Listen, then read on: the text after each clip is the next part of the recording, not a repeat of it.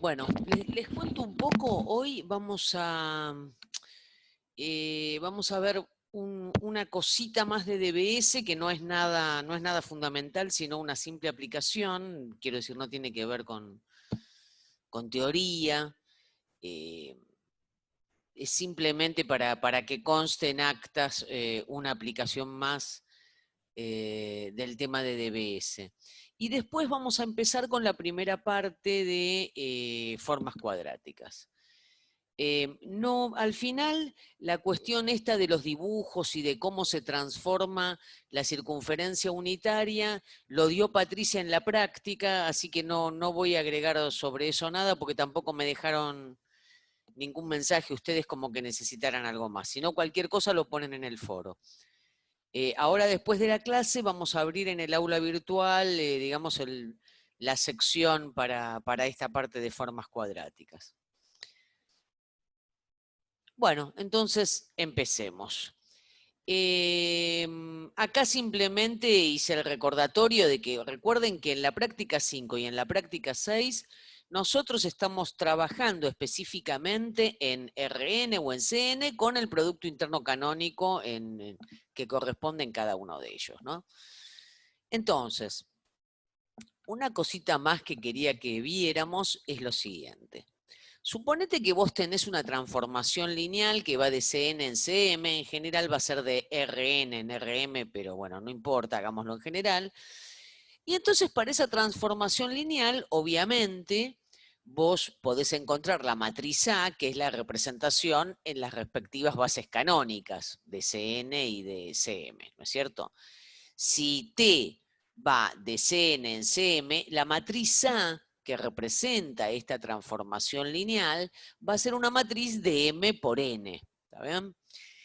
Entonces, por el teorema de descomposición en valores singulares, nosotros sabemos que existen, ¿no es cierto?, dos matrices, B y U, unitarias, ¿no es cierto?, tales que esta matriz A se puede representar de esta manera, factorizar en función de una matriz sigma, que habíamos dicho que muchas veces se llamaba cuasi diagonal, que carga, ¿no es cierto?, con los valores singulares de la matriz A. Recuerden siempre que en la descomposición en valores singulares, la matriz sigma tiene el mismo tamaño de la matriz A, o sea, esta matriz sigma es de M por N. Y la matriz de sub K, que carga con los valores singulares no nulos, tiene el tamaño igual al rango de la matriz A, ¿no es cierto? O sea, si A es una matriz de rango K, esta D sub K es una matriz de K por K, ¿ok? Entonces, fíjense, yo tengo acá, entonces, una matriz A, que es la representación, ¿tá?, de la transformación lineal en las respectivas bases canónicas. Lo que uno puede ver es que esta matriz sigma, ¿está bien? Que fíjense, es una matriz más sencilla para representar esa misma transformación lineal T si existiera, porque tiene ceros por todos lados, ¿no es cierto? Es la representación de la misma transformación lineal, pero en otras bases. ¿Qué quiero decir? Si yo tengo esta matriz U, ¿no es cierto?, que es unitaria, nosotros vimos, cuando vimos las propiedades de matrices unitarias, que una matriz U unitaria puede ser la matriz de cambio de base entre dos bases ortonormales. Entonces puedo entender que esta matriz U es la matriz de cambio de base que va de E' en B', mejor dicho, de B' en E'. ¿Está bien? Y puedo entender que esta matriz V conjugada y traspuesta, ¿está bien?, es la matriz de cambio de base, ¿está bien?, de E en B. ¿Está? Con lo cual, si esto es así, si B conjugada y traspuesta es la matriz de cambio de base de E en B, la matriz de B en E es la inversa de esta. Y como B es unitaria, sabemos que, ¿no es cierto?, la inversa de una unitaria es su conjugada y traspuesta. Entonces, lo que quiero decir es, esta matriz sigma que tengo acá, que fíjense, como les decía antes, es una matriz más práctica para representar a la transformación lineal, porque si vos mirás esta matriz sigma, inmediatamente te das cuenta de cuál es la dimensión de la imagen de esa transformación lineal, inmediatamente te das cuenta de cuál es el nulo, ¿no es cierto? Porque todos los vectores que tengan ceros los primeros K coordenadas multiplicadas por esta matriz me van a dar por resultado 0. Entonces es más sencillo encontrar estos subespacios que representan inmediatamente una transformación lineal. Entonces, esta matriz sigma, te decía, es la representación de la transformación lineal T, pero de B en B'. ¿Está bien? Donde B y B' no solamente son bases de Cn y de Cm, sino que son bases ortonormales de Cn y Cm. ¿Está? Entonces, esa matriz A, que se puede expresar como U por sigma y B conjugada y traspuesta, que es la representación de la transformación lineal en las respectivas bases canónicas, se puede representar también esa transformación lineal con respecto a las bases B y B'. Y la manera más sencilla de encontrar esa representación donde B y B' son bases ortonormales es justamente hacer directamente la descomposición de BS de la matriz A, como aprendiste a hacerla antes. ¿Tá? Entonces, suponete, acá discúlpame, pero para no hacer más cuentas, sigo tomando la misma matriz que tomamos en la clase anterior. Suponete que vos tenés una transformación lineal que va de R2 en R3 y que está definida por esta matriz, que es la matriz con la que elaboramos la clase pasada. Es la matriz 3, 2, 2, 3, menos 2, 2, dicha por filas. Está bien, T de X es esta matriz A por X. Claramente, esta matriz A es la representación con respecto a las bases canónicas de esta transformación lineal T, ¿no es cierto? Las bases canónicas de R2 y R3, por supuesto. Entonces, suponete que nos piden encontrar bases ortonormales de manera tal que la representación de esa transformación lineal sea esta, una representación lineal más simple, donde alfa y beta son numeritos reales y más aún hasta te podrían decir numeritos reales positivos. ¿tá? Te podrían pedir. Entonces, lo único que vamos a hacer, que son las cuentas que hicimos la clase pasada, es buscar la representación en dBs de esta matriz A. Es una U por una sigma por B traspuesta, que son las que conseguimos la clase pasada, mirá el apunte de la clase pasada, y entonces digo, ¿qué dijimos antes?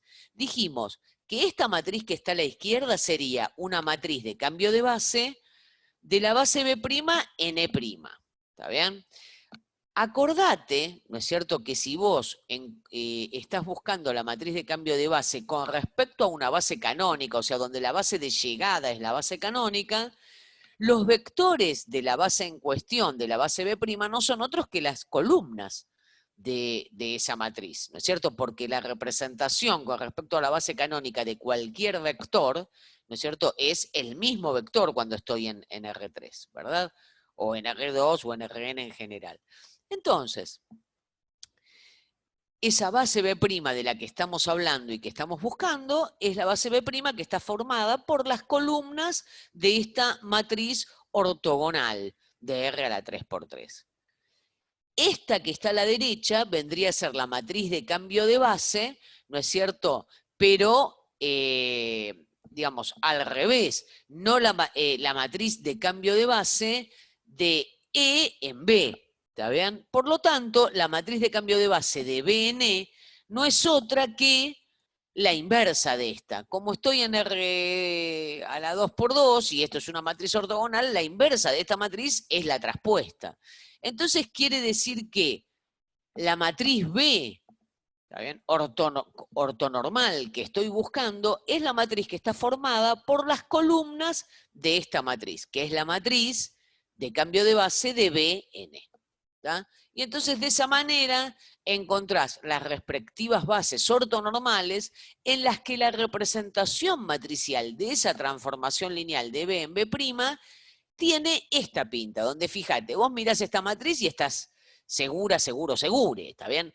Esta transformación lineal tiene la dimensión de la imagen igual a 2, ¿está bien? Si te pidieran buscar el nulo, sabés que como esta es una matriz de 3×2 y tiene rango 2, el nulo es el 0, ¿Está bien? Y inmediatamente podés encontrar las características de esa transformación lineal. ¿Está bien? Acá entonces también te estoy haciendo un comentario sobre esto que decíamos antes, de que otra aplicación de la descomposición en valores singulares, que es la que viste con Patricia, es que me ayuda a medir cómo se transforman los vectores. Porque fíjate, si vos quisieras saber cuáles son los vectores, esta es una matriz A que representa entonces una transformación lineal, ¿no es cierto?, que va de R2 en R3. Y entonces puede ser que yo quiera saber, bueno, ¿quiénes son los vectores que más se alargan cuando los multiplico por esta matriz A? Quiero decir, ¿cuáles son los que cuando se transforman me dan vectores que tienen un módulo más grande que el que tenían en principio y cuáles son los que se achican? Bueno, la mejor manera para saber eso, ¿qué es? Es tomar una circunferencia unitaria, ¿no es cierto?, en R2, ¿no?, y multiplicarlo por esta matriz y ver qué es lo que pasa, quiénes son los vectores de esta circunferencia que tienen una norma más grande o que tienen una norma más chica, porque si vos querés comparar cuando un vector se alarga más o cuando se alarga menos, lo que tenés que hacer es tomar vectores que tengan todos la misma medida y entonces así voy a poder comparar qué es lo que pasa cuando los multiplico por la matriz A. Entonces, fíjate, yo sé que, por lo que vimos antes, este primer vector era el que estaba asociado al autovalor 25 de A traspuesta por A, y este otro vector era el que estaba asociado al autovalor 9 de A traspuesta por A. Entonces, quiere decir que si yo tomo cualquier vector que sea combinación lineal de estos dos, fíjate, ¿no? Si este vector X que está en R2 tiene norma 1 y se escribe como combinación lineal de estos dos vectores, entonces la norma de X al cuadrado es la norma al cuadrado de alfa B1 más beta B2. Pero entonces puedo aplicar tranquilamente el teorema de Pitágoras, porque B1 y B2 son ortogonales entre sí. Entonces me queda que la norma de X al cuadrado es igual a 1, y esto, si esto es así, esto implica que alfa al cuadrado por la norma de B1 al cuadrado más beta al cuadrado por la norma de B2 al cuadrado tiene que dar 1, ¿no? Aplicando el teorema de Pitágoras. Pero como B1 y B2 son vectores ortonormales, me queda que alfa al cuadrado más beta al cuadrado es 1, porque entonces B1 y B2 tienen norma 1. ¿Está? Entonces quiere decir que si yo tomo un X que pertenece a esa curva de radio 1, la norma de AX al cuadrado no es otra cosa que, ¿no?, como estoy en Rn con el producto interno canónico, tengo que tomar el vector, transponerlo y multiplicarlo por el vector puesto como columna. Entonces me queda AX traspuesta por AX. Haciendo la distributiva con la transposición como siempre, me queda X traspuesta por A por X.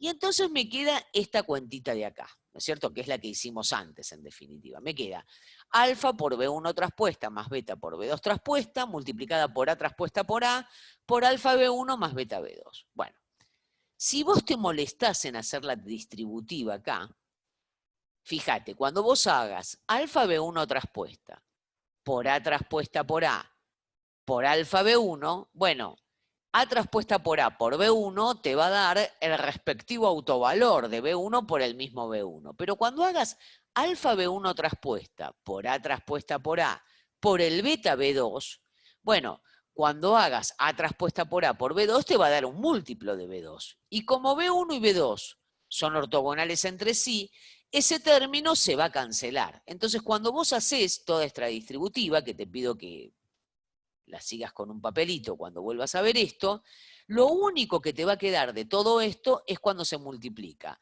alfa B1 traspuesta por A por alfa B1, con lo que te va a quedar alfa al cuadrado por B1 traspuesta por A por B1, más beta cuadrado por B2 traspuesta por A por B2. Entonces, como te decía antes, A traspuesta por A por B1 me da 25B1, porque B1 era un autovector asociado a 25. Y A traspuesto por A por B2, que es lo que está en el segundo término, me va a dar 9B2. Ah, entonces, como B1 era un vector de norma 1, a mí me queda 25 alfa cuadrado por 25 por B1 traspuesta por B1, que me da 1, porque la norma de B1 es 1, y acá me queda beta cuadrado por 9 por B2 traspuesta por B2, que me da 1 porque la norma de B2 era 1. Entonces la norma de AX al cuadrado me da por resultado 25 alfa al cuadrado más 9 beta al cuadrado. Con alfa al cuadrado más beta al cuadrado igual a 1, porque dijimos que, acordate que está en esta hoja, alfa cuadrado más beta cuadrado era 1 porque yo estaba viendo qué pasaba con los vectores X que tenían norma 1. Entonces quiere decir que yo tengo que buscar el máximo de esta expresión. 25 alfa al cuadrado más 9 beta al cuadrado, con alfa al cuadrado más beta al cuadrado igual a 1, porque yo quiero saber cuál es el que me da más grande, ¿no es cierto? Ahora fíjate, si yo tengo esto, como alfa al cuadrado y beta al cuadrado son positivos, esta expresión, 25 alfa al cuadrado más 9 beta al cuadrado, siempre va a ser menor o igual que si tomo 25 alfa al cuadrado más 25 beta al cuadrado, ¿no? Si reemplazo el 9 por 25, porque 25 es más grande que 9. Ah, bueno, listo entonces. Esta expresión siempre va a ser menor o igual que 25 entonces. Entonces quiere decir que el máximo que puede tomar la norma de a por x al cuadrado es 25. Por lo tanto, el máximo que puede tomar la norma de a por x con la norma de x igual a 1 es igual a 5. ¿Está? ¿Y dónde se alcanza ese máximo? Ese máximo se alcanza, ¿está bien? Cuando fíjate, 25 alfa al cuadrado más 9 beta al cuadrado me tiene que dar 25. Entonces el alfa al cuadrado tiene que ser 1. ¿Está bien? Inmediatamente, ¿está? Eso ahora después lo vamos a ver bien en lo próximo que sigue. Y entonces vos sacás que el vector que tiene su máxima deformación es el vector V1 dentro de esa circunferencia. ¿Está bien? ¿Y cuánto se deforma? Bueno, es multiplicado por 5 cuando lo multiplico por la matriz A. Exactamente la misma cuenta se hace para el mínimo de a por x al cuadrado o el mínimo de a por x. ¿Está bien? Además, y esta cuenta seguro la hiciste con Patricia cuando viste el ejercicio que hizo ella, si yo quiero saber qué es lo que me da por resultado la matriz A multiplicada por ese vector B sub 1, simplemente la multiplicás por el vector B sub 1 o por cualquier múltiplo más menos ese vector B sub 1 y vas a obtener cómo se deforma ese vector, tanto B1 como B2. Y entonces te queda que la transformación, perdón, la transformación de esa circunferencia de radio 1 va a ser una elipse con vértices en U1 y U2, que son los resultados, ¿no es cierto?, de haber hecho A por B1 y A por B2, o mejor dicho, A por más menos B sub 1 y A por más menos B sub 2. ¿Está bien? Y entonces lo que obtenés son los vértices de esa elipse. ¿Está bien? Que van a ser más menos 5 por el transformado de ese vector y más menos 3 por el transformado de ese otro vector. ¿Está? Si vos tuvieras que dibujar esto, ¿qué vas a decir? Mirá, esta elipse, ¿está bien?, que tiene estos vértices, es la elipse que está en el plano generado por estos dos vectores. ¿Está? Entonces primero te dibujás el plano generado por esos dos vectores y después buscas estos vértices. Estos son los vértices y por lo tanto esta elipse será la elipse que tiene semiejes. 5 por 1 sobre raíz de 2, 1 sobre raíz de 2, 0, ¿está bien? Y 3 por menos 1 sobre 3 raíz de 2, 1 sobre 3 raíz de 2, 4 sobre 3 raíz de 2. ¿Está? Bien. Eso como última aplicación te pido que lo mires y si quedan dudas, escribime algo en el foro. Lo que quería que empezáramos a ver en la clase de hoy es la parte de formas cuadráticas. Eso, por supuesto, está explicado en el video, pero bueno, vamos a hacer un pequeño repaso y vamos a ver las cosas que tienen que ver para hacer los primeros ejercicios de esta práctica 6, que ya la colgaron en la página de la materia. y yo la voy a poner en el aula virtual cuando terminemos la clase. Entonces, si vos tenés cualquier matriz simétrica de R a la n por n, una forma cuadrática, que es una función que va de Rn en R, es la función que queda representada por esa forma simétrica, x traspuesta por a por x. ¿Tá? Entonces, primer ejemplo, si tengo esta matriz asimétrica 3, 2, 2, 5, una forma cuadrática que va de R2 en R quedaría definida por esta cuenta, ¿no es cierto? X traspuesta por A por X, como dijimos antes. Fíjate cómo te queda esto. Tomo el X traspuesto, lo multiplico por la matriz A. Entonces me va a quedar X1, X2 por la primera columna, me da 3x1 más 2x2, eso va en el primer lugar, y en el segundo lugar tendré que hacer x1, x2 por la segunda columna. Entonces me quedará 2x1 más 5x2. Y esto lo voy a multiplicar por, disculpen, acá me falta el signo de traspuesta, lo voy a multiplicar por la columna x1, x2. Entonces, cuando haces eso, te queda 3x1 más 2x2 multiplicado por x1 más 2x1 más 5x2 multiplicado por x2. Haces la respectiva, la distribución de esto, ¿no es cierto? Y entonces, ¿qué te da? Te queda 3x1 al cuadrado más 2x2x1 más 2x1x2 más 5x2 al cuadrado. Si yo junto los términos que son similares, ¿no es cierto? Porque hacer x2 por x1 me da lo mismo que x1 por x2, finalmente me queda esta expresión que tenemos acá, ¿no? Perdón.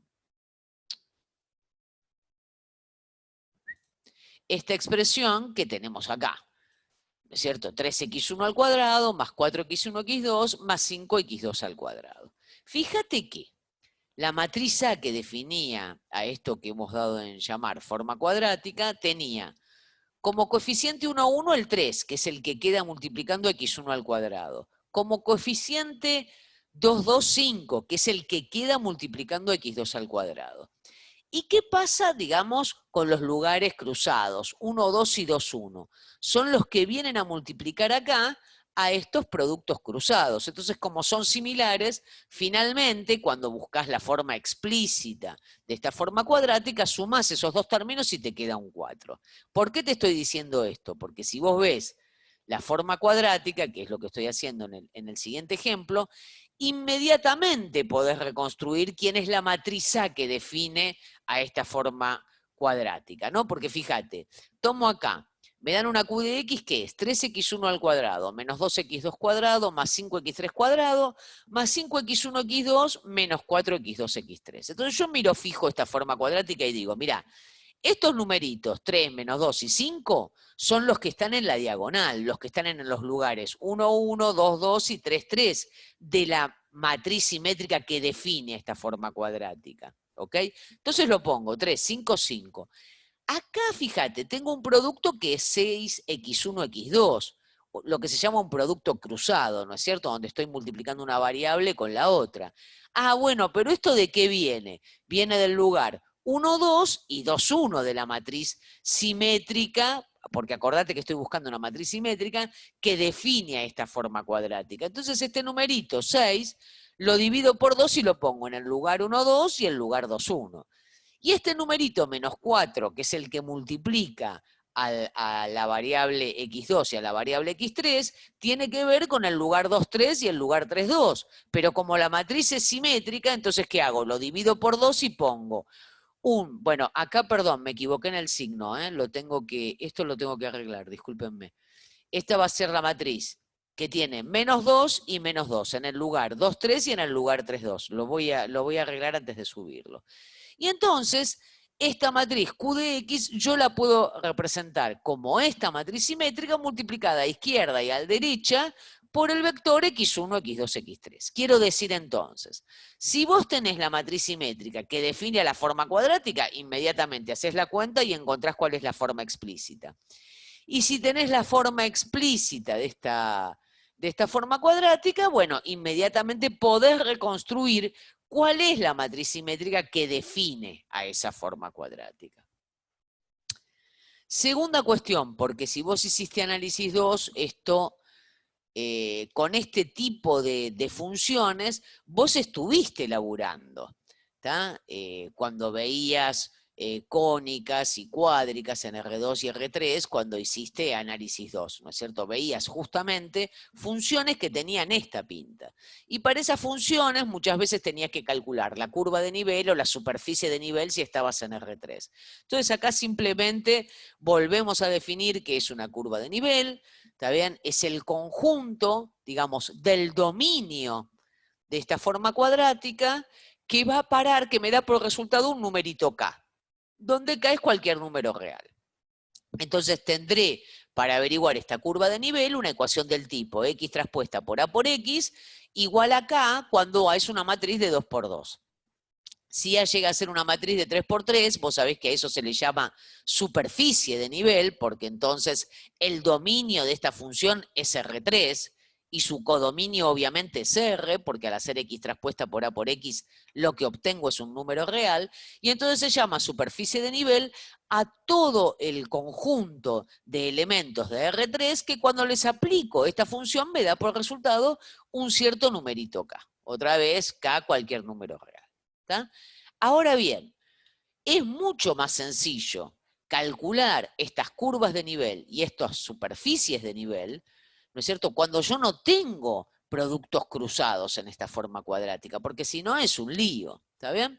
Entonces, para eso, eso también en la práctica vas a ver ejemplos de esto también, para eso lo que conviene es aplicar un cambio de variables de manera tal que esos productos cruzados se vayan al demonio, cosa que podemos hacer tranquilamente porque mi matriz es simétrica.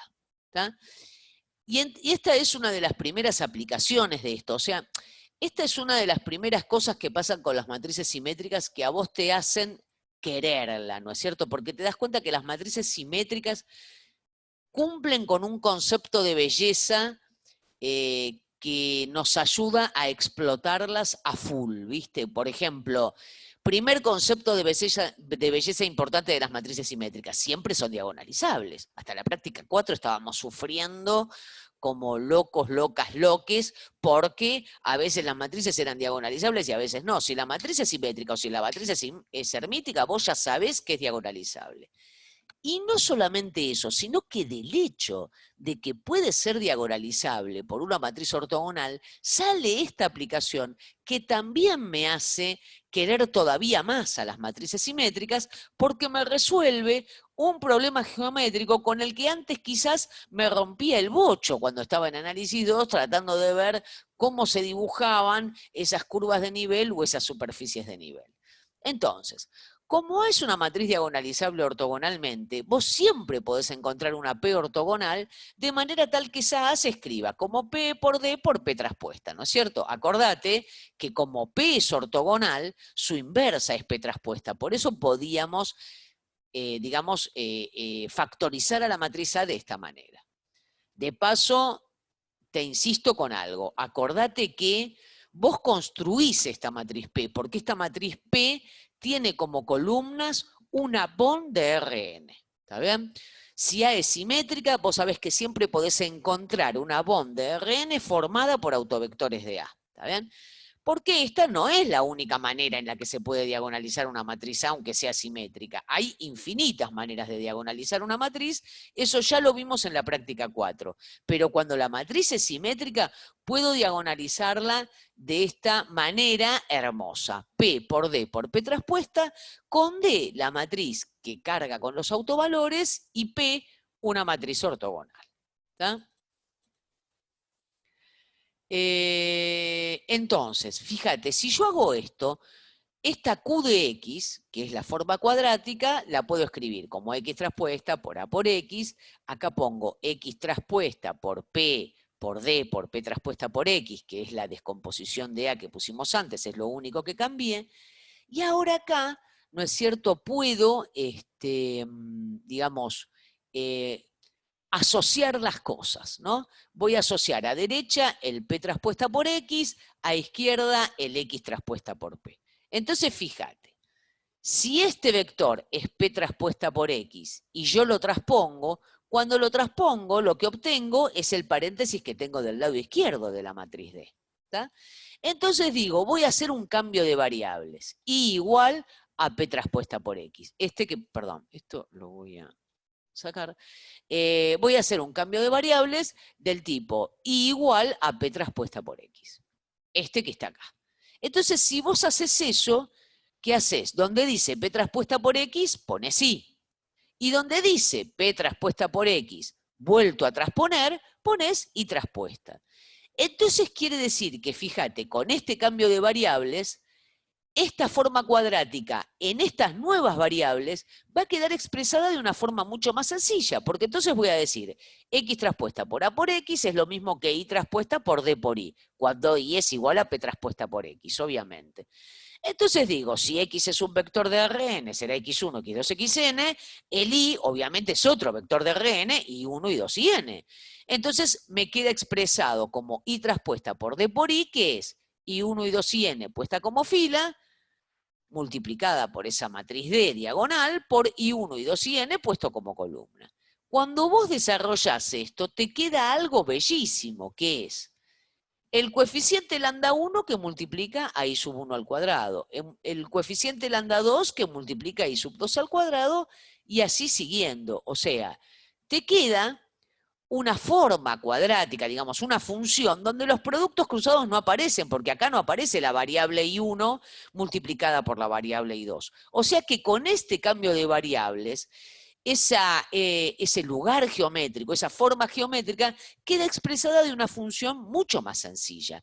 Entonces, si yo estoy averiguando cuando X traspuesta por A por X es igual a K, eso es lo mismo que averiguar cuando lambda 1 por I sub 1 al cuadrado, más lambda 2 por I sub 2 al cuadrado, más lambda n por I sub n al cuadrado, es igual a K. ¿Está bien? O sea, con estas nuevas variables, esto queda muchísimo más sencillo.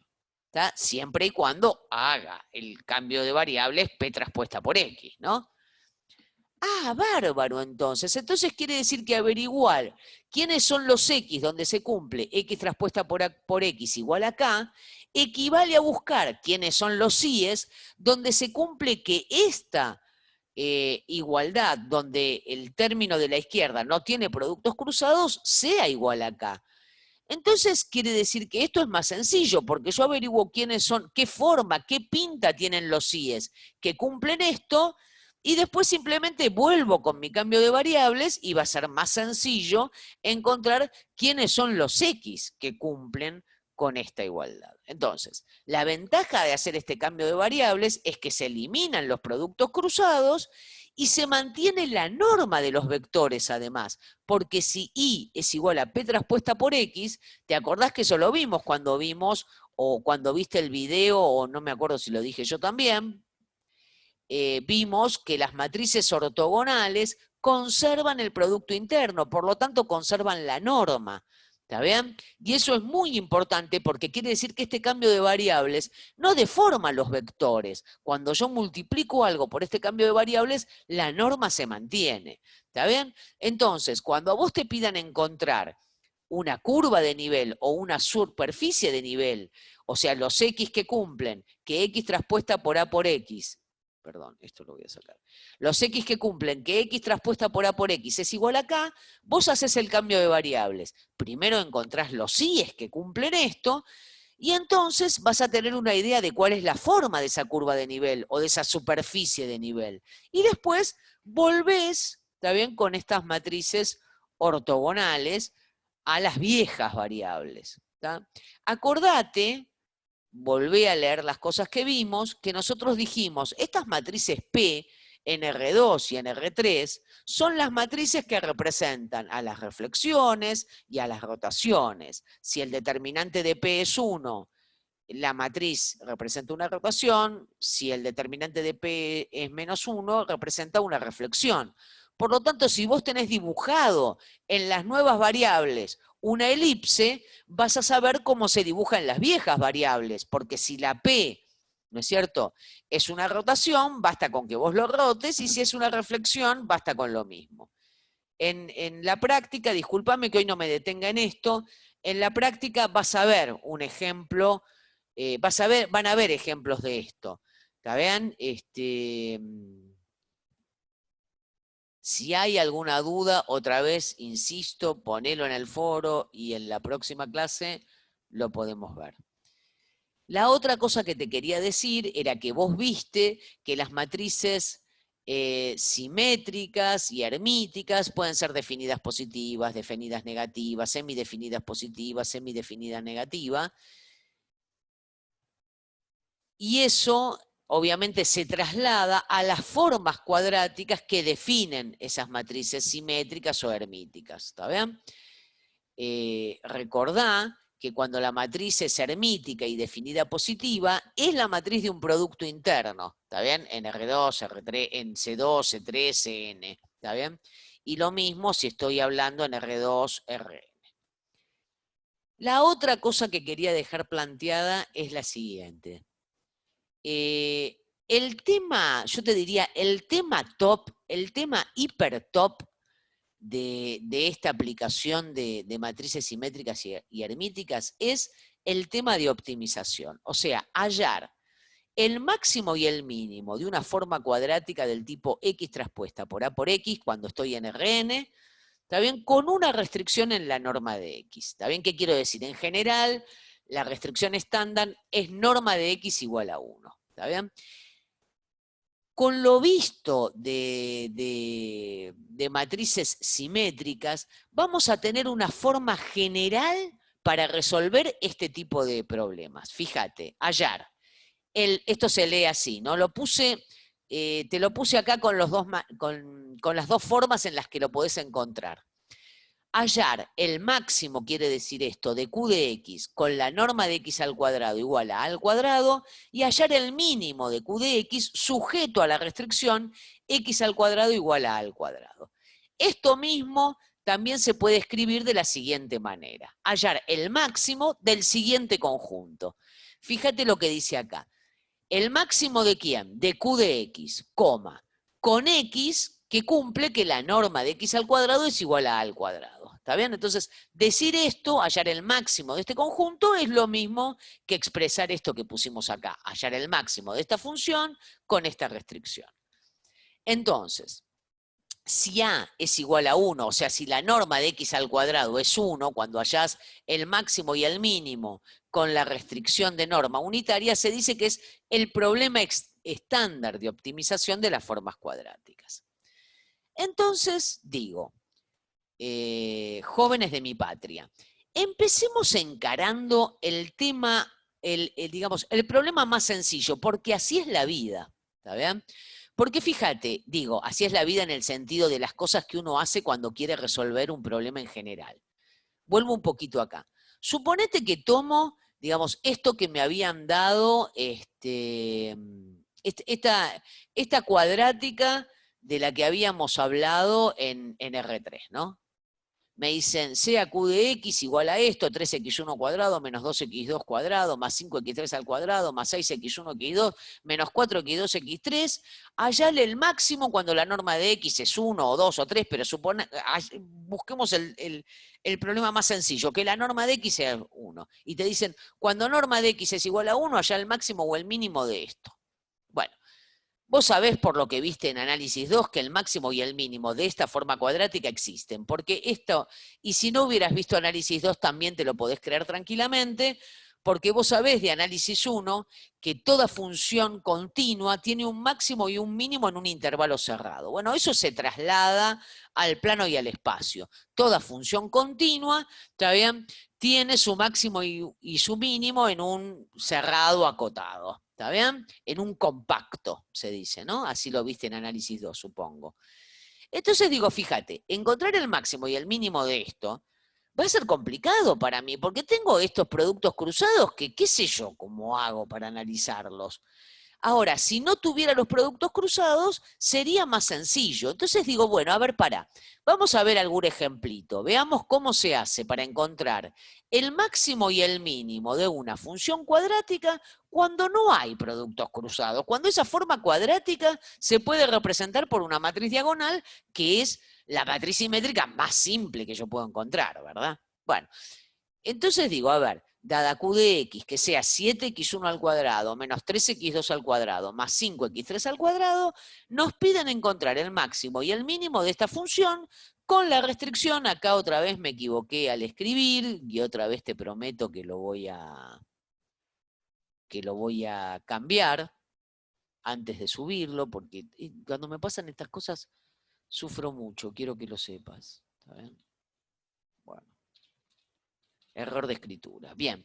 Entonces, voy a buscar el máximo y el mínimo de esta forma cuadrática con la restricción estándar, norma de x al cuadrado igual a 1. Si no es la estándar, también lo vas a poder solucionar cuando termine esta clase, te lo digo para que ya vayas saboreando el éxito.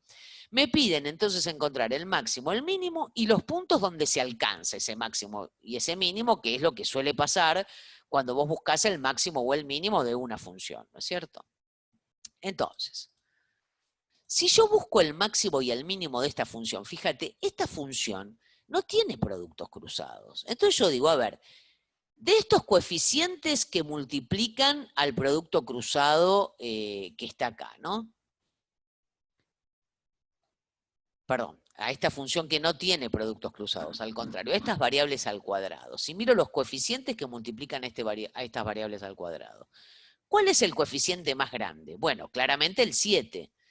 Entonces quiere decir que esta cuenta que yo hago con las variables elevadas al cuadrado, como las variables siempre son mayores o elevadas al cuadrado, siempre son no negativas, entonces seguro 7x1 cuadrado menos 3x2 cuadrado más 5x3 al cuadrado va a ser menor o igual que si a todos estos coeficientes que multiplican a las variables al cuadrado, yo las reemplazo por 7.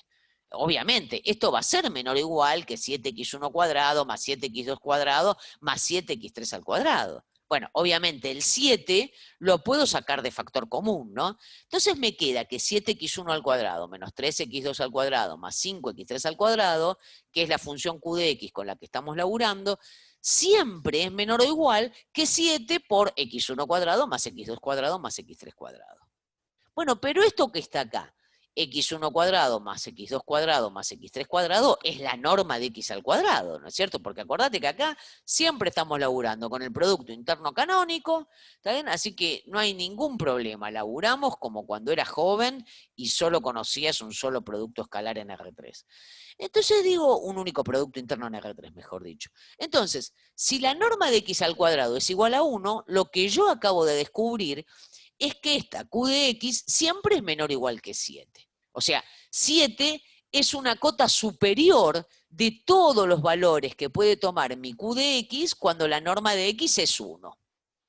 Bárbaro, pero entonces vos ahí me decís, bueno, pero ¿sabés qué pasa, Gabriela? Vos sos una bestia. Mirá la acotación que te buscaste, ¿no? O sea, lo acotaste por algo que siempre es más grande, pero vos estás seguro que así vas a encontrar el máximo, porque te acordás cuando vos buscabas el máximo de un conjunto, vos podés encontrar cotas superiores, pero el máximo de un conjunto es aquel numerito que sea cota superior y que además pertenece al conjunto, porque quiero buscar un elemento del conjunto. Entonces, claro, esta acotación que yo busqué es tan brutal, ¿no? Que vos podés decir, bueno, sí, bárbaro, gorda, te encontraste una cota superior, pero ¿encontraste el máximo? Ahora fíjate, si yo miro fijo esta función cuadrática que a mí me dieron, ¿no? 7x1 al cuadrado menos 3x2 al cuadrado más 5x3 al cuadrado. Y la calculo en el primer vector de la base canónica. ¿Qué me da por resultado? Me da por resultado 7. Ah, entonces 7 no es solamente una cota superior, es máximo del conjunto porque el 1, 0, 0 es un vector de norma 1. Y cuando calculo esta función cuadrática en ese vector, me da por resultado 7. Obviamente lo mismo si en lugar de tomar 1, 0, 0, tomo menos 1, 0, 0. ¿Está? Entonces quiere decir que para cualquiera de estos dos vectores, Q especializado en estos vectores me da por resultado 7. Entonces 7 no es solamente una cota superior, es el máximo valor que toma Q de x cuando la norma de x al cuadrado es 1. Uy, qué bárbaro, qué suerte, encontramos el máximo. Y además encontramos dos vectores donde se alcanza ese máximo. Pero claro, otra vez, vos me decís, sí, claro, pero ese vector vos lo encontraste a ojo, porque esto era muy simple, haces que el x1 valga 1, las demás valen 0, te da 7. Pero ¿y cómo sabés que no hay otros? Por ahí hay muchos más, y vos te los estás perdiendo, donde se alcanza ese máximo. Y me parece una pregunta justa de tu parte. Entonces digo, bueno, a ver, resolvámoslo de a poquito. Busquemos todos los x que tienen norma 1 y que cumplen que q de x es igual a 7. Entonces me quedarían estas dos ecuaciones que tenemos acá. ¿Tá? X1 al cuadrado más x2 al cuadrado más x3 al cuadrado igual a 1. ¿Está bien?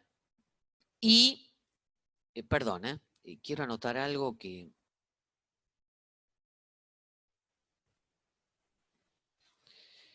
X1 al cuadrado más X2 al cuadrado más X3 al cuadrado igual a 1, ¿no? O sea, busco todos los X de norma 1 que cumplen que esa función cuadrática tan bonita que no tiene productos cruzados me da por resultado 7. Digo, a ver si, porque digo, me quedo con la duda, ¿habrá más vectores o será solamente este más menos 1, 0, 0? Y fíjate, vos me podrás decir, uy, qué plomo que sos, ahora tengo que resolver encima ecuaciones donde aparecen las variables elevadas al cuadrado. Pero fíjate, en este caso las cosas son muy sencillas, porque digo, tengo x1 cuadrado, x2 cuadrado, x3 cuadrado en la primera ecuación, ¿no es cierto? Y en la segunda tengo 7x1 cuadrado menos 3x2 cuadrado más 5x3 cuadrado igual a 7. Bueno, actuemos como cuando resolvíamos sistemas de ecuaciones lineales un poquito. Digo, mira, voy a dejar la primera ecuación como está, x1 cuadrado más x2 cuadrado más x3 cuadrado igual a 1. Y a la segunda le voy a restar 7 por la primera ecuación. Entonces me va a quedar 7x1 cuadrado más 7x2 cuadrado más 7x3 cuadrado igual a 7. Eso se lo resto a la segunda ecuación. Entonces, obviamente, ¿por qué hice eso? Porque de esta manera vuelo el x1 al cuadrado. Entonces me queda la primera ecuación, que era la que tenía, x1 cuadrado más x2 cuadrado más x3 cuadrado igual a 1, y la segunda, que es, cuando hago 7x1 cuadrado menos 7x1 cuadrado, se va el x1 cuadrado. Menos 3x2 cuadrado menos 7x2 cuadrado me queda menos 10x2 cuadrado, y 5x3 al cuadrado menos 7x3 al cuadrado me queda menos 2x3 al cuadrado. Y como a este lo multipliqué por 7, miembro a miembro, 7 menos 7 me da 0. Esto es hermoso. Y supongo que ya lo estás disfrutando. Porque fíjate, esta segunda ecuación que está acá, ¿no? Menos 10x2 cuadrado menos 2x3 cuadrado igual a 0. ¿Cuándo se cumple? Solo se cumple, ¿está bien? Cuando x2 y x3 son iguales a 0. ¿No es cierto? Porque x2 cuadrado y x3 cuadrado son números no negativos. Si alguno de ellos es distinto de 0, esta expresión no me da 0. ¿Estamos de acuerdo? Hola, hola. Sí, sí. Sí, sí. Bien, listo. Ah, bueno, fantástico entonces. Quiere decir que para que se cumplan estas dos ecuaciones, las ecuaciones 1 y 2, x2 y x3 tienen que ser 0. Ah, bueno, bárbaro. Entonces voy y lo reemplazo en la primera. ¿Qué me queda? Que x1 al cuadrado tiene que ser 1. Ah, entonces x1 es más menos 1. Ah, entonces, los únicos dos vectores donde se alcanzaba este máximo de esta función cuadrática que estamos buscando son más menos 1, 0, 0. Ah, qué bueno, qué bueno. Mirá qué fácil que es buscar el máximo y el mínimo de una forma cuadrática cuando está representada por una matriz diagonal. Una pavada. Ahora suponete que quiero buscar el mínimo. ¿Qué trampita voy a hacer? Y la misma, trampita. ¿Qué shade voy a aplicar, para decirlo de alguna manera? El mismo que antes. Yo tengo que buscar el mínimo. Tomo esta expresión, 7x1 al cuadrado menos 3x2 al cuadrado más 5x3 al cuadrado. ¿Cuál es el coeficiente más chico que está multiplicando a estas variables al cuadrado? Y indudablemente menos 3. Entonces, obvio que esta expresión va a ser mayor o igual que si a cada variable elevada al cuadrado la reemplazo por menos 3. Ah, entonces me queda que esto es menos 3 por x1 al cuadrado más x2 al cuadrado más x3 al cuadrado. Pero esto es la norma de x, que es 1, porque nosotros, acordate, estamos buscando el máximo y el mínimo con la restricción norma de x igual a 1 por ahora. Ah, bueno, entonces esto me da menos 3 cuando la norma de x es 1. ¿Está? Ah, fantástico entonces. Quiere decir que encontré, en principio, una cota inferior de este conjunto. Siempre sucede que 7x1 menos al cuadrado menos 3x2 al cuadrado más 5x3 al cuadrado es mayor o igual que menos 3. Y otra vez vos me podés decir, bueno, pero también acotaste a lo bestia, a lo animal. O sea, esto es una cota inferior, yo necesito buscar el mínimo. ¿Cómo hago para encontrarlo? ¿Cuánto más a la derecha de menos 3, ¿no es cierto? Cuando uno piensa en el mínimo, está hablando del máximo de la cota inferior, ¿cuánto más a la derecha de menos 3 estará ese mínimo que está buscando? Y pasa lo mismo que pasa antes. ¿Está bien? ¿Qué pasa? Que si buscamos, fíjate, ¿cuándo voy a conseguir yo, mirando a lo bestia, ¿no? Esta expresión, 7x1 al cuadrado menos 3x2 al cuadrado más 5x3 al cuadrado. ¿En qué vector seguro de R3 esto me va a dar menos 3? Y cuando tome el vector que tiene coordenadas 0, 1, 0, ahí me va a quedar menos 3. Y si en lugar de ser 0, 1, 0 es 0 menos 1, 0 también, porque al x2 lo estoy elevando al cuadrado.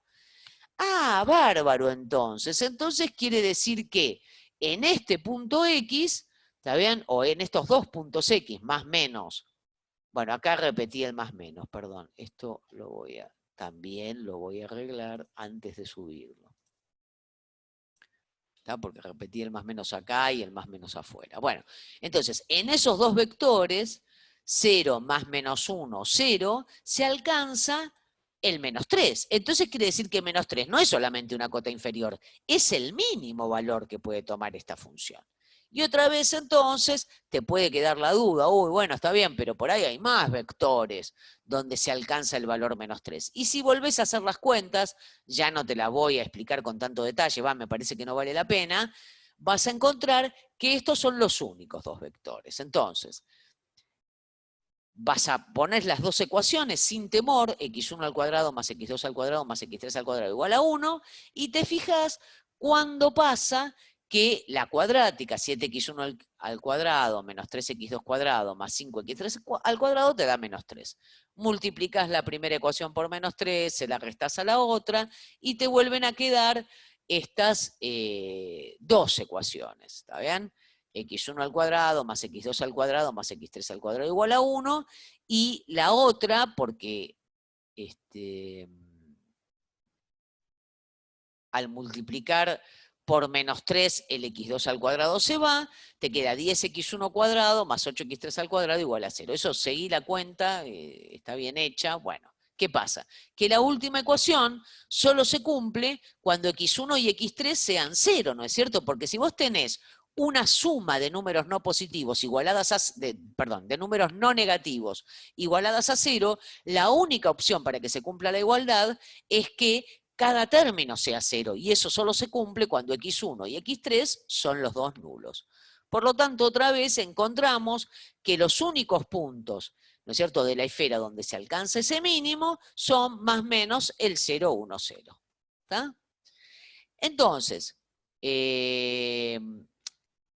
cuando la forma cuadrática que tengo que maximizar, se dice, o minimizar sobre la esfera unitaria o la circunferencia unitaria si estuviera en R2, o la bola de radio 1 si estoy en Rn y no solamente en R2 o R3, es sencillo de encontrar todo esto, de resolver este problema, cuando su representación matricial, la representación matricial de esa forma cuadrática viene dada por una diagonal. ¿Está bien? Ahora solo quería ver un ejemplito más para que te queden grabados los casos. Porque fíjate, en este caso, esta función cuadrática venía representada por una matriz diagonal donde no se repiten los elementos de la diagonal. Entonces, fijémonos qué pasa si se repiten los elementos de la diagonal, ¿no? Entonces me queda, suponete, una Q de X que está dada como 7x1 cuadrado más 7x2 al cuadrado más 2x3 al cuadrado. Me piden hallar el máximo, el mínimo y, bueno, el máximo nada más, que es la diferencia que me interesa mostrarte. Cuando la norma de x al cuadrado es igual a 1. Entonces otra vez, busco el máximo acotando a lo bestia. Digo, si tengo 7x1 al cuadrado más 7x2 al cuadrado más 2x3 al cuadrado, eso siempre va a ser menor o igual que si a todos los coeficientes que multiplican a las variables al cuadrado los reemplazo por el máximo de estos coeficientes, que en este caso es 7.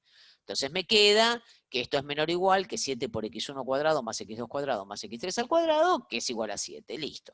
Otra vez puedo decir que el 7 es una cota superior, pero ya por la experiencia que tenés, vos sabés que esto va a ser máximo, porque si lo multiplicás, si acá lo aplicás al vector 1, 0, 0, sabés que eso te da 7. ¿Está bien? Ahora suponete que busco todos los puntos donde se alcanza ese máximo. Entonces tengo que x1 cuadrado más x2 al cuadrado más x3 al cuadrado es 1, y se tiene que cumplir que 7x1 al cuadrado más 7x2 al cuadrado más 2x3 al cuadrado me dé 7. Hacemos para resolver esto lo mismo que hacíamos antes. Multiplico la primera ecuación por 7 y se la resto a la segunda. Y dejo la primera ecuación, obviamente, para no perder ninguna restricción. Entonces me queda x1 al cuadrado más x2 al cuadrado más x3 al cuadrado igual a 1.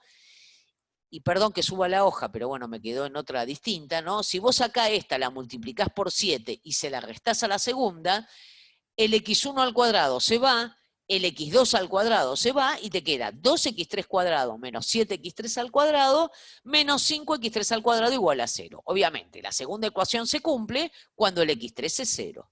Entonces, cuando reemplazás en la primera ecuación, te queda que este máximo se alcanza cuando x3 es 0 y x1 al cuadrado más x2 al cuadrado es igual a 1.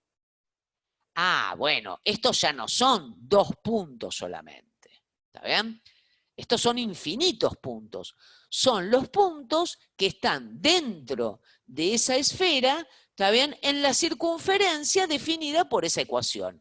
x1 al cuadrado más x2 al cuadrado igual a 1. ¿Está? Entonces, los puntos donde se alcanzaría este máximo serían infinitos, no solamente 2 como el primer ejemplo, son todos los puntos que están en esa circunferencia que cumple x1 al cuadrado más x2 al cuadrado igual a 1 dentro de esa esfera de radio 1. ¿Está? Bueno, te dejo como tarea para el hogar hallar el mínimo porque en este caso no tendría mayor novedad. Entonces, ¿por qué te estoy dando estos ejemplos y por qué te torturo con estas cuentitas?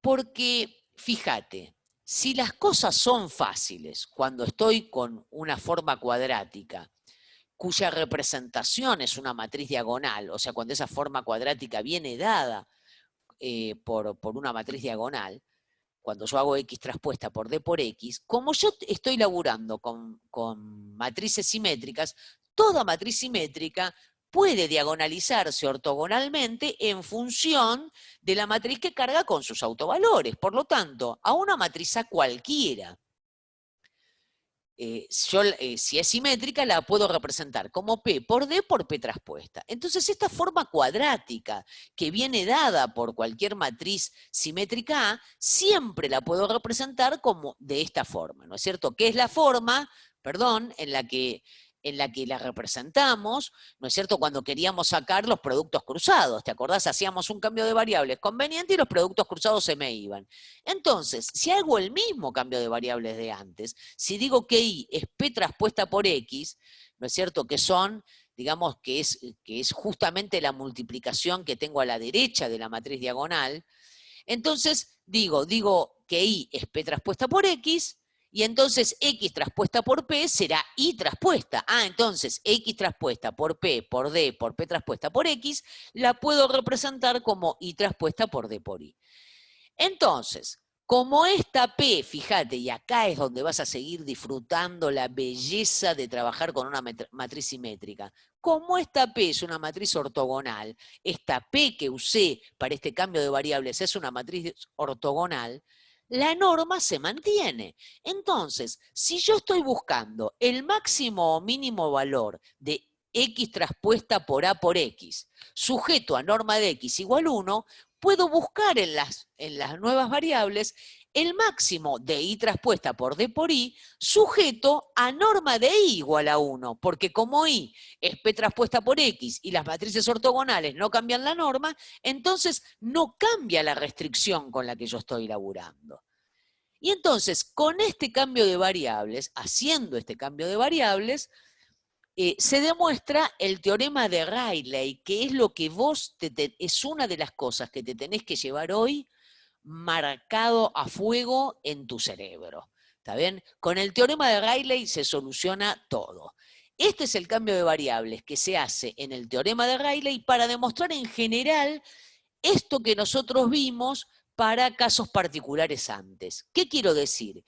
Que el máximo de I traspuesta por D por I con la norma de I al cuadrado igual a 1 es el máximo autovalor que tiene esta matriz D. Y el mínimo de I traspuesta por D por I, sujeto a norma de I cuadrado igual a 1, es el mínimo autovalor, o sea, el mínimo coeficiente de la matriz diagonal. ¿Está? Entonces, vamos a solucionar este problema. Podemos solucionar este problema para cualquier matriz asimétrica. Hago el cambio de variables, me queda encontrar el máximo de I traspuesta por D por I con lambda 1, lambda n, que son los autovalores de A, sujeto a norma de I al cuadrado igual a 1. Bueno, entonces, ordenamos los autovalores de mayor a menor. Lambda 1, mayor o igual que lambda 2, mayor o igual que lambda n, eso siempre lo podemos hacer, ¿está bien? En ese caso, el lambda max va a coincidir con el lambda 1. Y el lambda mínimo, ¿no es cierto?, va a estar dado por el mínimo autovalor, el lambda n, en principio, ¿está bien? Puede repetirse o no. Además, si P es una matriz ortogonal formada por los autovectores de A, y la dimensión del autoespacio asociado a lambda 1, o sea, del máximo, es K, yo sé que las primeras K columnas de esa matriz P, ¿está bien?, son una bond de ese autoespacio asociado a lambda igual a lambda 1. ¿Está?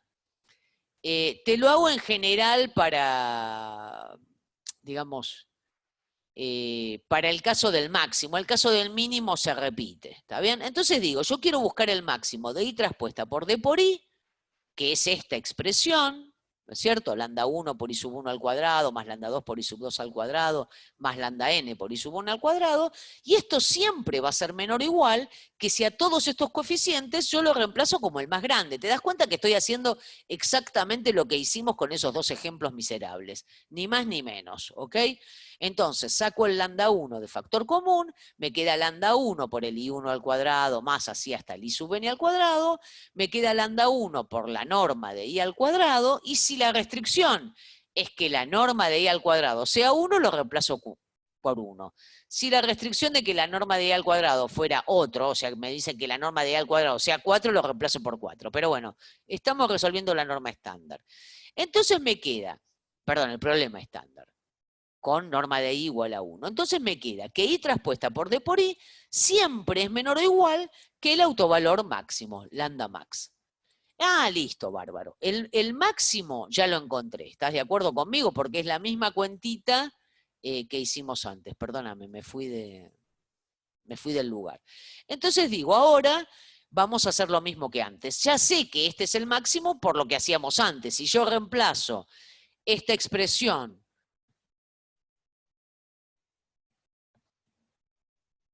un segundito, por favor. Un segundo, discúlpenme.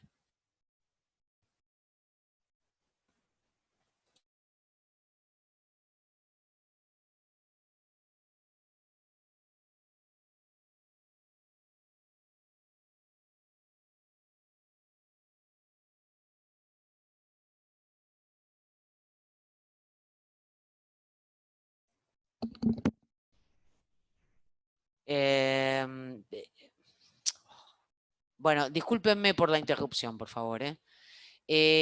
Bueno, entonces les decía, voy a hacer exactamente lo mismo que vi antes. ¿Está? Lo mismo que hicimos antes. Es fácil ver que este lambda más es el máximo porque si vos reemplazás el I1, I2 y N por el vector canónico, ¿no es cierto? Que I1 sea 1 y los demás sean ceros, bueno, te va a dar lambda 1. O sea que ese es un valor que se alcanza en esta forma cuadrática. Ahora lo que tenemos que ver es quiénes son todos. Entonces, otra vez, planteamos las mismas ecuaciones que planteábamos antes, nada más que las planteamos ahora en general, con n variables. Entonces digo, bueno, tengo la restricción de que la norma sea 1. Entonces me queda que I1 al cuadrado, así hasta I sub n al cuadrado, tiene que ser igual a 1. Y lo que estoy buscando es ver cuándo esa forma cuadrática que teníamos, con con solo elementos en la diagonal, obviamente, con las nuevas variables, me da por resultado lambda 1. Entonces vamos a hacer el mismo truquito que antes. A ver, quiero ver cuándo da lambda 1. Entonces, la primera ecuación la multiplicamos por lambda 1 y se la restamos a la segunda. Entonces, como el lambda 1 se repetía k veces en principio, porque estábamos suponiendo que ese autovalor tenía un autoespacio asociado que tenía en principio, podía tener en principio una dimensión mayor que 1, ¿no es cierto?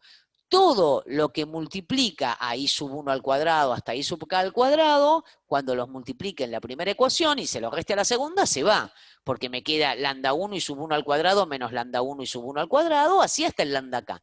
Los que no se van son estos de acá.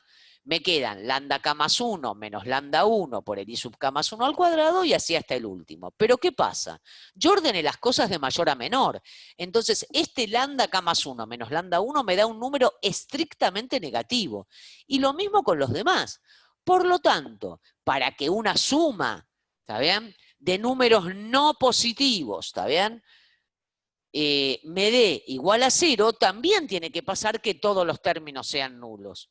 ¿Está bien? Por lo tanto, el i sub k más 1 al cuadrado tiene que ser 0, el i sub n al cuadrado tiene que ser 0 y así con todos los que están en el medio. Entonces, ¿qué obtuve? Me queda como primera ecuación i sub 1 al cuadrado hasta i sub k al cuadrado más todos los otros iguales a 1, pero resulta que averigüé que desde k más 1 hasta i sub n todas estas variables tienen que ser 0. Ah, bueno, listo, entonces lo que me queda es esta ecuación, que son todos los i's que cumplen que i1 al cuadrado, así hasta i sub k al cuadrado, es igual a 1. ¿Está bien?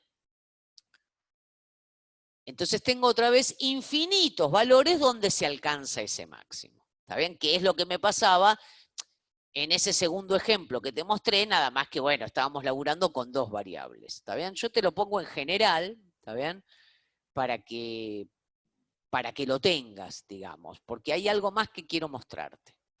Siempre que vos resolvés un problema de máximos y mínimos en la vida, tenés que responder con las variables originales, ¿está bien? No podés responder con las nuevas variables, ¿está? Entonces, ¿qué tenemos que hacer? Tenemos que volver con nuestro cambio de variables, ¿está? Entonces digo, yo sé que el máximo de x traspuesta por a por x con norma de x al cuadrado igual a 1 es el lambda max, porque acá teníamos una igualdad cuando cambiábamos de variables, que ese es el máximo autovalor de la matriz A. Ahora, yo hallé que ese máximo en las nuevas variables se hallaba siempre que i sub 1 al cuadrado, así hasta i sub k al cuadrado me diera 1 con las últimas, ¿no es cierto?, n menos k variables iguales a 0.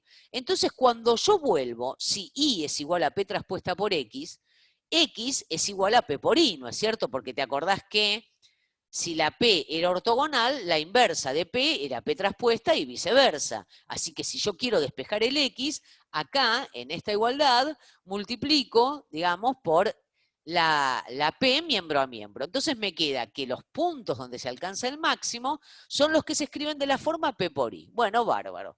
¿Pero qué me da p por i? Porque este i sub m, donde se alcanza el máximo, es un i muy particular. Tiene sus últimas variables todas iguales a 0.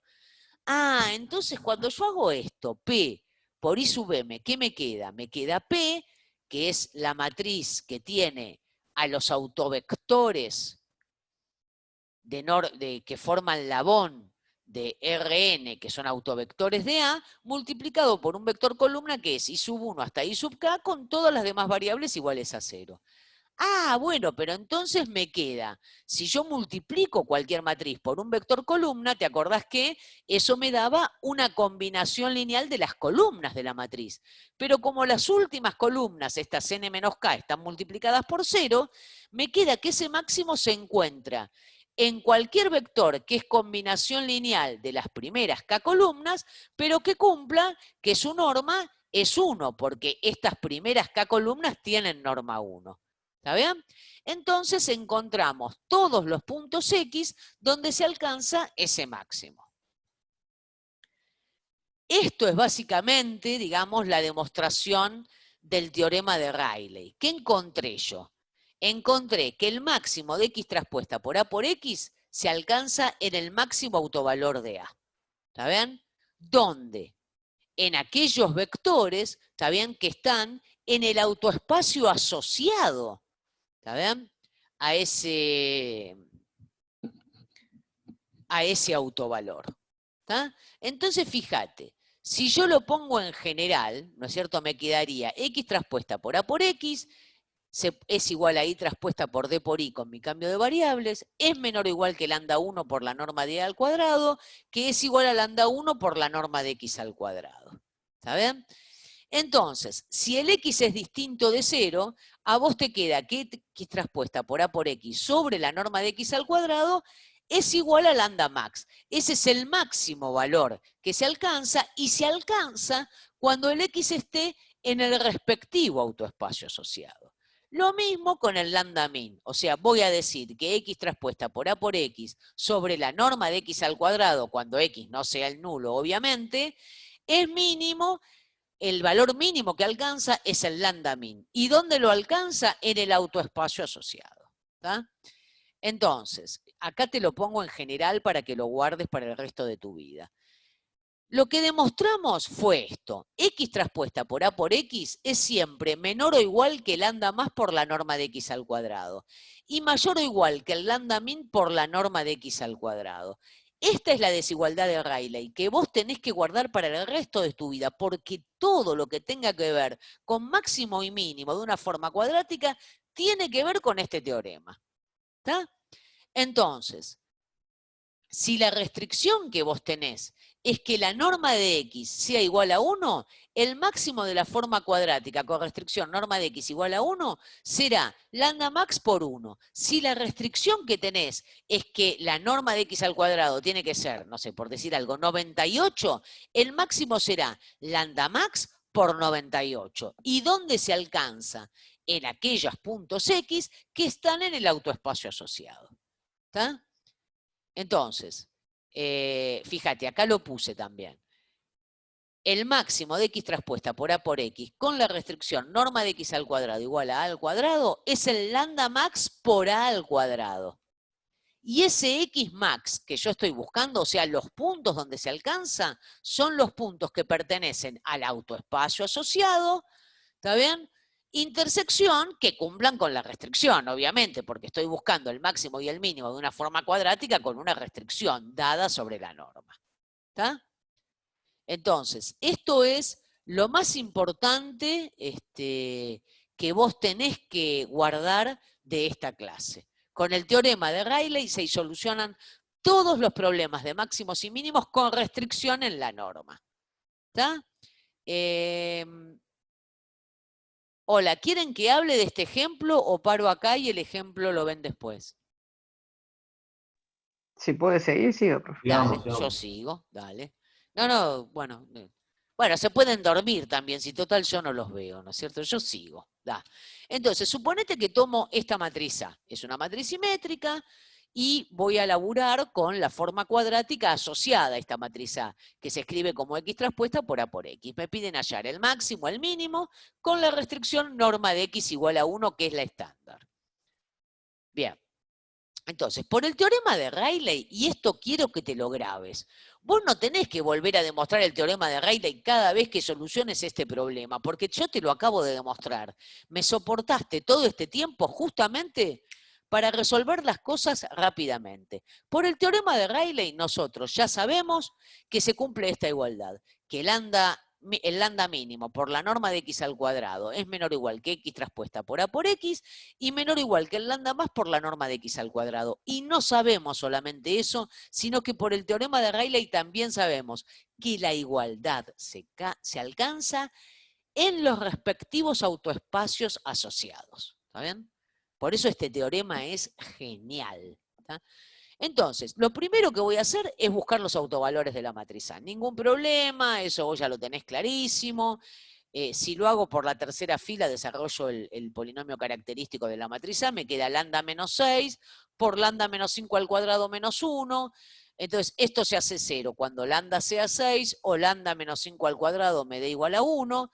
Eso significa que el módulo de lambda menos 5 tiene que ser 1, entonces o lambda menos 5 es igual a 1, con lo cual tengo otra vez el autovalor 6, o lambda menos 5 es igual a menos 1, con lo cual consigo el autovalor 4. Entonces, conclusión, tenemos que las raíces de ese polinomio son 6 y 4. 6, que es una raíz doble, 4, que es una raíz simple. Como esta matriz es una matriz simétrica, yo ya sé que el autoespacio asociado a estos autovalores coincide con tiene la misma dimensión que su multiplicidad algebraica. ¿Está? Así que listo, ya sé que hay un autoespacio de dimensión 2 asociado al 6, un autoespacio de dimensión 2 asociado al 4. ¿Está bien? Ya sé entonces que el máximo de Q de X sujeto a norma de X al cuadrado igual a 1 es igual a 6. Y el mínimo de Q de X sujeto a norma de X al cuadrado igual a 1 es 4. Ahora suponete que busco los puntos donde se alcanza la igualdad. Para eso necesito los respectivos autoespacios. Bueno, si buscas el nulo de... ¿Te acordás que eso venía de reemplazar acá el lambda por 6, ¿no? Si reemplazo acá el lambda por 6, tenés que buscar el nulo con la matriz 1, 1, 0, 1, 1, 0, 0, 0, 0. Rápidamente lo sacás, porque ya tenés mucha práctica en eso, entonces te queda que ese nulo está generado por el 1 menos 1, 0 y el 0, 0, 1. ¿Está bien? El autoespacio asociado al 4 va a ser el complemento ortogonal de este, porque te acordás que cuando tenés una matriz simétrica a autovalores distintos, corresponden a autovectores ortogonales. Acá yo tuve la suerte, ¿no es cierto?, de que directamente haciendo la cuenta, me dé vectores que generan el autoespacio asociado a lambda igual a 6, que son ortogonales entre sí. Si eso no sucediera, vos no te vas a poner a llorar, ¿no es cierto? Lo único que haces es aplicar el teorema de Gram-Schmidt y te encontrás una Bond de este autoespacio de dimensión 2. En este caso, lo único que tenemos que hacer para encontrar una Bond es simplemente normalizar estos vectores. El 1 menos 1, 0, el 0, 0, 1 ya tiene norma 1 y el otro del otro autoespacio. Entonces, listo, tengo estos dos vectores que son una Bond del autoespacio asociado a lambda igual a 6, y tengo este otro vector que forma una Bond del autoespacio asociado a lambda igual a 4. Por lo que vimos en el teorema de Rayleigh, ¿qué es lo que vimos en el teorema de Rayleigh? Vimos que el máximo se alcanza en el máximo autovalor por la norma de X al cuadrado si tengo la restricción general, y que ese máximo tiene que estar en el autoespacio asociado y que cumpla con esa norma. ¿Está bien? Entonces digo, bueno, bárbaro, perfecto. ¿Este máximo dónde se alcanza? Se alcanza en los puntos que son combinación lineal de estos dos vectores de norma 1 y que además ellos tienen norma 1. Bueno, pero como estos vectores son ortonormales, lo que se tiene que cumplir es que el X sea igual a una combinación lineal de estos vectores que forman una Bond del autoespacio y que cumplan que alfa al cuadrado más beta al cuadrado sea igual a 1. ¿Tá? Entonces encontré todos los puntos donde se alcanza ese máximo y encontré el máximo que alcanza la forma cuadrática. ¿Y qué pasa con el otro? ¿Dónde se alcanza el mínimo? Bueno, el mínimo obviamente es 4. ¿Y dónde se alcanza? Bueno, se alcanza en el autoespacio asociado a lambda igual a 4 en aquellos vectores que tengan norma 1. Bueno, pero los vectores que tengan norma 1 en este subespacio de dimensión 1, ¿quiénes son? Cualquier múltiplo de este vector. ¿Tá? Que tenga norma 1. Bueno, si tiene que tener norma 1, tiene que ser más menos este vector. ¿Ok? Entonces de ahí sacás que ese mínimo se da en más menos este autovector. ¿Esto qué es, básicamente? Lamentablemente, ¿sabés qué? Espérame un segundito, quiero ver. Lamentablemente creo que no tengo en esta computadora el dibujito de esto, pero te lo voy a poner después cuando suba el archivo para decirte lo siguiente. Fíjate. Yo digo, ese máximo de esta forma cuadrática se alcanza en los vectores que están en este autoespacio, que en definitiva es un plano porque está generado por dos vectores y que tengan norma 1. Cuando vos intersecás este plano con la esfera de radio 1, que es donde estás buscando la restricción, lo que obtenés justamente es esta circunferencia. ¿Está bien? La circunferencia que está en el plano generado por estos dos vectores y que tiene norma 1, que tiene radio 1. ¿Está?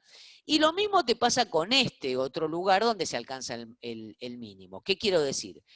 El autoespacio asociado al lambda igual a 4 es una recta. Son todos los múltiplos de este vector. Bueno, de todos los múltiplos de este vector me voy a quedar con los que tienen norma 1. Entonces me queda un vector que apunta para arriba, otro vector que apunta para abajo. ¿Está? Después te pido disculpas porque realmente creo que...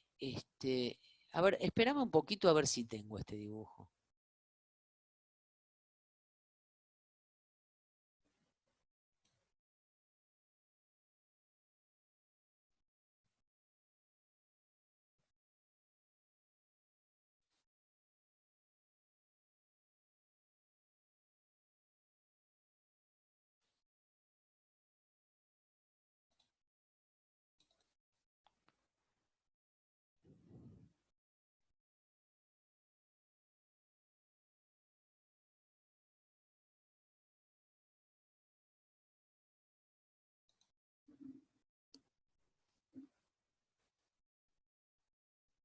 Bueno, discúlpenme, les voy a subir el dibujo después porque creo que me lo perdí en la otra computadora. Entonces, bueno, esto era lo que yo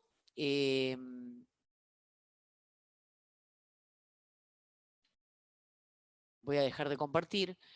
Esto era lo que yo quería decirles para esta clase. Quiero mostrarles, ya que estoy, disculpen, les voy a mostrar la práctica. No sé si ya la vieron, yo todavía no la subí al aula, ahora la voy a subir al aula. Virtual, obviamente, porque así estamos viviendo.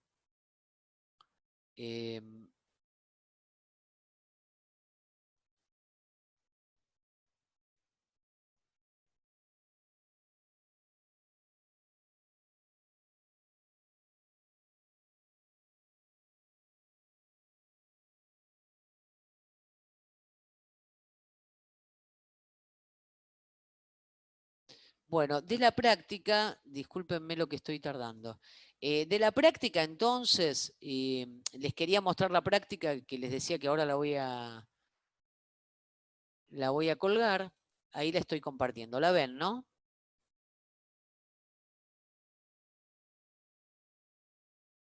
Sí, ahí se ve. Bueno, listo. Entonces decía, perdón, la voy a agrandar un poquito. Bueno, de esta práctica tienen el primer ejercicio donde les ponen la forma cuadrática y te dice que diagonalices ortogonalmente para sacar los productos cruzados, que es lo que vimos recién. Después te pide que clasifiques las curvas de nivel. Para hacer eso, primero saca los productos cruzados y después clasificas las curvas de nivel. Lo mismo para el ejercicio 3. Acá te da una forma cuadrática, te dice que hagas el cambio de variables, te pregunta cuáles son los ejes principales. Eso yo no lo dije en lo que vimos, pero estaba en el video, pero los ejes principales de una forma cuadrática son las rectas generadas por los autovectores. ¿Por qué? Porque cuando yo hago, ¿no es cierto?, ese cambio de variables, las cosas me quedan bonitas, ¿está bien?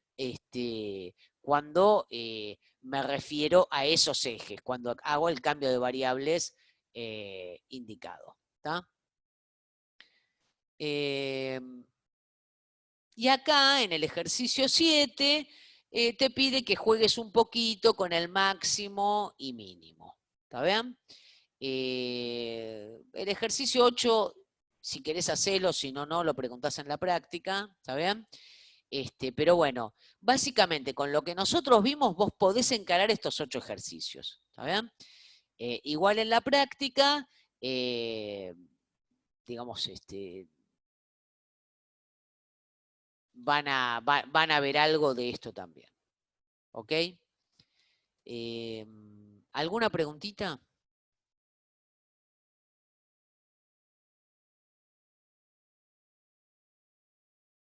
Ok. Profe, yo tenía una ¿Qué más consulta. faltaría ver?